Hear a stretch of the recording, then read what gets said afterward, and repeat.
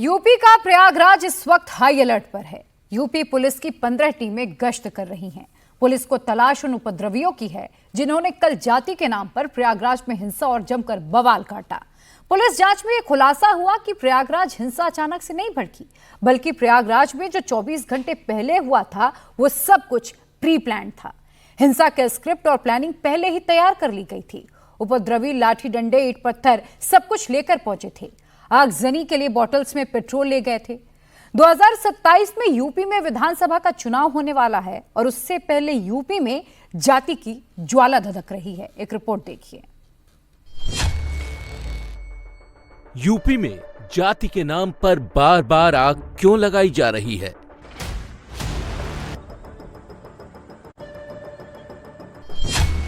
UP में एक जाति संघर्ष थमता नहीं, दूसरा शुरू हो जाता है। यही ईटा उठा मारे ना यार, यही ईटा उठा मारे तार। यूपी में जाति के नाम पर बार बार कौन साजिश रच रहा है?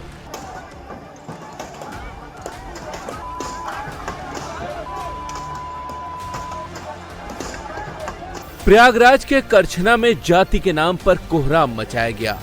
जाति की चिंगारी से पूरे करछना को जलाया गया। जाति के नाम पर प्रयागराज में गाड़ियों में आग लगा दी गई।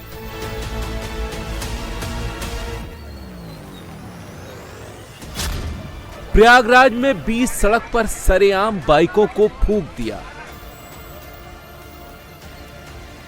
जाति के नाम पर पुलिस की गाड़ियों को तोड़ दिया गया।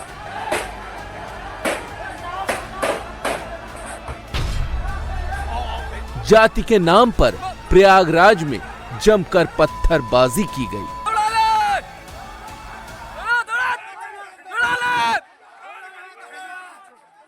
यही ईटा उठा मारे ना यार, यही ईटा उठा मारे तार। प्रयागराज में बात अपराध की थी, मुद्दा इंसाफ का था। भीम आर्मी के मुखिया चंद्रशेखर अपराध के खिलाफ धरने पर बैठे थे, लेकिन फिर देखते ही देखते जाति वाला जिन्न जाग गया। जाति के नाम पर संग्राम शुरू हो गया। सड़क पर शक्ति प्रदर्शन होने लगा।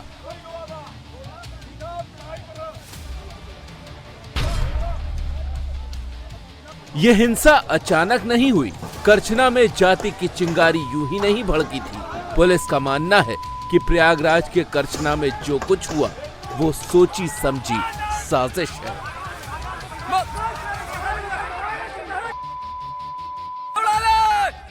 सब कुछ प्री प्लान्ड एक्शन है, जिसकी तैयारी उपद्रवियों ने पहले से ही कर रखी थी।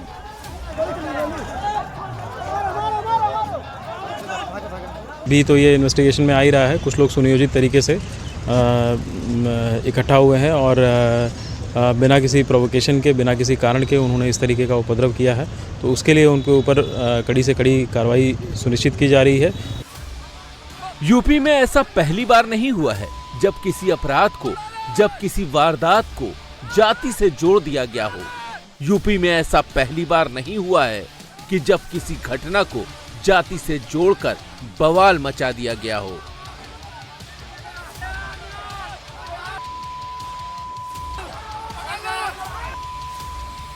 इससे पहले यूपी के आगरा में दलित वर्सेस ठाकुर हुआ, फिर इटावा में यादव बनाम ब्राह्मण हुआ और अब प्रयागराज में भीम आर्मी के कार्यकर्ताओं ने उत्पात मचाया है। प्रयागराज में भी दलित और सवर्ण के बीच संघर्ष छिड़ा हुआ है। योगी आदित्यनाथ बार बार यूपी को सावधान कर रहे हैं। यूपी में जाति के नाम पर षड्यंत्र रचा जा रहा है। यूपी में जाति के नाम पर बांटने का काम हो रहा है।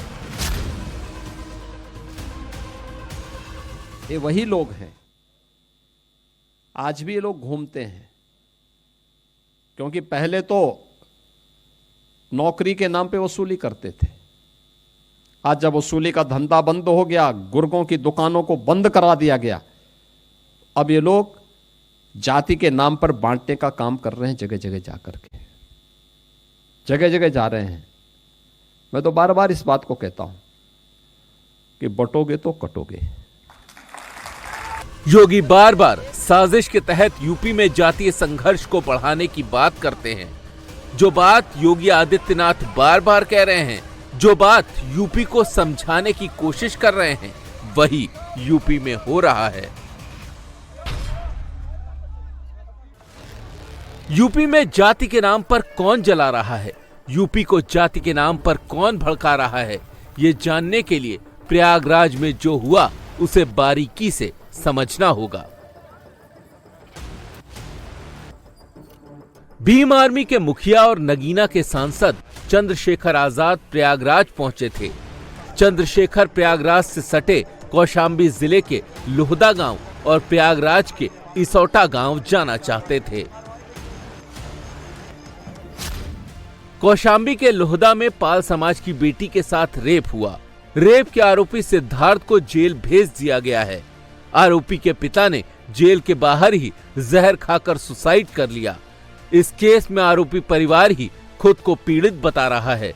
इस पूरे केस में 3 अलग अलग एफआईआर दर्ज हुई हैं। मामला हाई कोर्ट में भी पहुंच चुका है और प्रयागराज एडीजी ने मामले से जुड़ी 3 एफआईआर की जांच एसआईटी टीम प्रतापगढ़ को सौंप दी है। यूपी में जब भी कोई वारदात होती है तो उसे जाति से जोड़ दिया जाता है। चंद्रशेखर कौशाम्बी जाना चाहते थे, लेकिन प्रयागराज में बैठकर जाति की ही बात कर रहे थे। प्रयागराज के बराबर में कौशाम्बी जिले में पाल समाज की बच्ची के साथ जो अन्याय हुआ और उसमें जो पुलिसिया कार्रवाई, उस पर बहुत सारे सवाल खड़े हो रहे।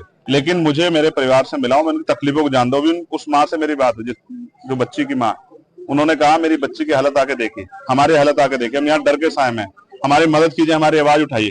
तो पुलिस मुझे क्यों रोक रही? क्या पुलिस किसी को छिपाना चाहती है? क्या पुलिस दबाव में काम कर रही है? मैं तो मानता हूँ पुलिस कभी दब नहीं सकती। चंद्रशेखर का प्लान कौशाम्बी के साथ साथ प्रयागराज के इसौटा गांव जाने का भी था। यहाँ भी चंद्रशेखर को जाति वाला फेविकॉल दिख रहा था। इसौटा में दलित देवी शंकर की 13 अप्रैल को हत्या कर दी गई थी। मामला अफेयर और रंजिश से जुड़ा हुआ था। इस मामले में 8 लोगों को गिरफ्तार किया गया था। 14 अप्रैल को दिलीप सिंह और अवधेश सिंह के खेतों पर बुलडोजर भी चला दिया गया था। जब प्रयागराज के सर्किट हाउस में चंद्रशेखर को हाउस अरेस्ट किया गया, तब भी चंद्रशेखर लगातार कार्यकर्ताओं के साथ कभी मीटिंग तो कभी धरना प्रदर्शन कर रहे थे। जब चंद्रशेखर प्रयागराज के सर्किट हाउस में थे, तब प्रयागराज के करछरा में भीम आर्मी के कार्यकर्ता सड़क पर जमा हो रहे थे।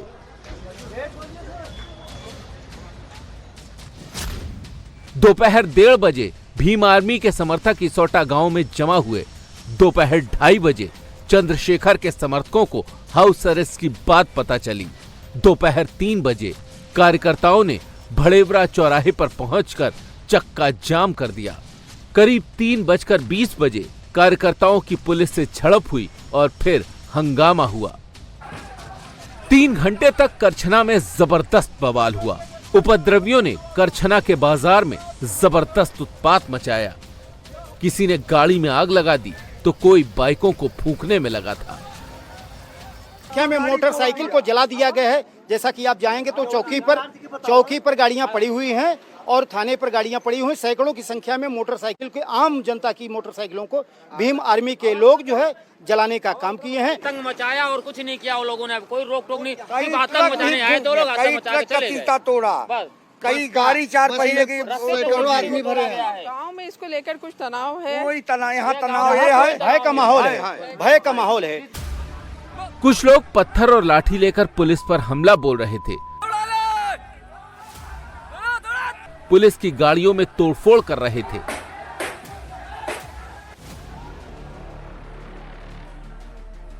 अब यूपी पुलिस प्रयागराज हिंसा की जांच कर रही है। हिंसा किसने फैलाई, आग किसने लगाई, किसने पुलिस की गाड़ियों को तोड़ा, किसने भीड़ को बुलाया, किसने भड़काया। पुलिस हर एक एंगल से इस केस की तहकीकात कर रही है। पुलिस की जांच में हिंसा की पूरी स्क्रिप्ट डिकोड भी होने लगी है। पुलिस जांच में खुलासा हुआ है कि उपद्रवियों ने हिंसा की पूरी तैयारी कर रखी थी। उपद्रवी हिंसा के लिए अपने साथ लाठी, डंडे, पत्थर लेकर आए थे। इतना ही नहीं, आगजनी के लिए उपद्रवी बोतलों में पेट्रोल लेकर पहुंचे थे। कार्यकर्ता प्रदर्शन करने आए थे मंत्री जी, मैं आपको बता दूं कि वो पेट्रोल बम हाथ में लेकर के आए थे। बताइए, अब राजनीतिक दल के कार्यकर्ता अगर पेट्रोल बम लेकर के चलने लग जाएंगे तो समाज का क्या होगा? राजनीतिक दलों से कोई प्रतिस्पर्धा है।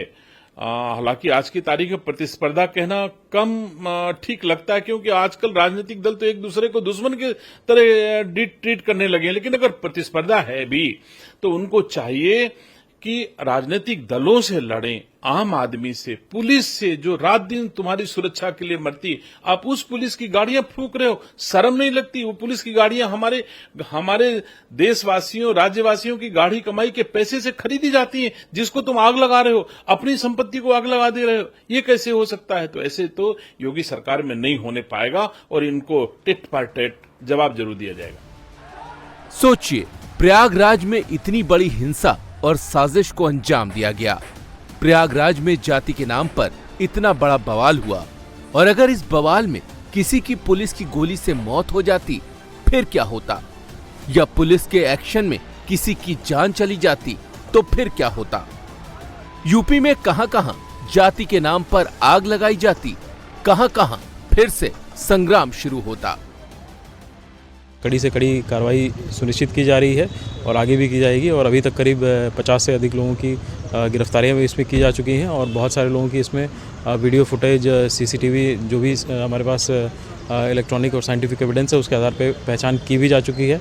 इस समय वर्तमान में भी क्षेत्र में 15 टीमें एक्टिव हैं जो इन सभी की बहुत जल्दी ही गिरफ्तारी और जो भी आगे की कार्रवाई है उसको करने के लिए तैयार है।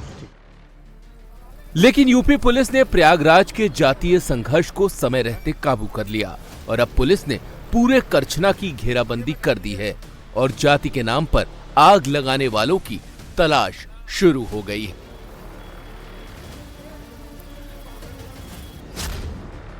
प्रयागराज में भीम आर्मी के करीब 3000 से ज्यादा समर्थकों ने उत्पात मचाया। यूपी पुलिस ने इस मामले में 600 से ज्यादा लोगों के खिलाफ एफआईआर दर्ज की है। इसमें 54 नामजद आरोपी हैं। 50 से अधिक उपद्रवियों को अरेस्ट किया गया है और यूपी पुलिस की 15 टीमें आरोपियों की तलाश में जुटी हैं। प्रयागराज में जैसा जाति के नाम पर एक्शन हुआ है, अब पुलिस का वैसा ही रिएक्शन आएगा। अभी तो यूपी पुलिस का एक्शन शुरू ही हुआ है और अभी से उपद्रवी घुटने पर आ गए हैं। ये जो कान पकड़कर अपने गुनाह की माफी मांग रहे हैं, जो घुटनों पर बैठकर गिड़गिड़ा रहे हैं, ये वही उपद्रवी हैं जो करछना में हिंसा को अंजाम दे रहे थे, सड़क पर बवाल काट रहे थे। यूपी पुलिस सीसीटीवी फुटेज और घटना के वायरल वीडियोस में से एक एक आरोपी की शिनाख्त कर रही है। योगी की पुलिस एक भी उपद्रवी को बख्शने के मूड में नहीं है। इन उपद्रवियों पर ऐसे एक्शन की तैयारी चल रही है कि अगली बार जाति के नाम पर हिंसा फैलाने के बारे में कोई सोच भी नहीं पाएगा। प्रयागराज पुलिस उपद्रवियों पर एनएसए और गैंगस्टर एक्ट लगाने की तैयारी कर रही है। हिंसा में जिन गाड़ियों को जलाया गया है उसके नुकसान की भरपाई भी उपद्रवी करेंगे। जितनी सरकारी संपत्ति का नुकसान हुआ है उसका जुर्माना भी उपद्रवी ही भरेंगे। प्रयागराज में उपद्रवियों की भीड़ बाइक पर पहुंची थी और जब पुलिस और पीएसी की टीम ने उपद्रवियों पर एक्शन लिया तो उपद्रवी अपनी बाइक छोड़कर फरार हो गए। पुलिस ने ग्राउंड से 40 से ज्यादा बाइकों को सीज किया है। इन सभी बाइकों की डिटेल पुलिस निकाल रही है। बाइक मालिकों को पुलिस नोटिस भेजकर पूछताछ के लिए बुलाएगी। यूपी का लॉ एंड ऑर्डर योगी की सबसे बड़ी ताकत है, लेकिन योगी विरोधियों के लिए सियासत में जाति ही सबसे बड़ा हथियार है। 2024 लोकसभा चुनाव में यूपी में इंडिया अलायंस का ग्राफ बढ़ा। अखिलेश को जो फायदा मिला है उसका सबसे बड़ा फैक्टर जाति ही है। यूपी में 2027 में विधानसभा चुनाव होंगे। आधा 25 निकल गया है।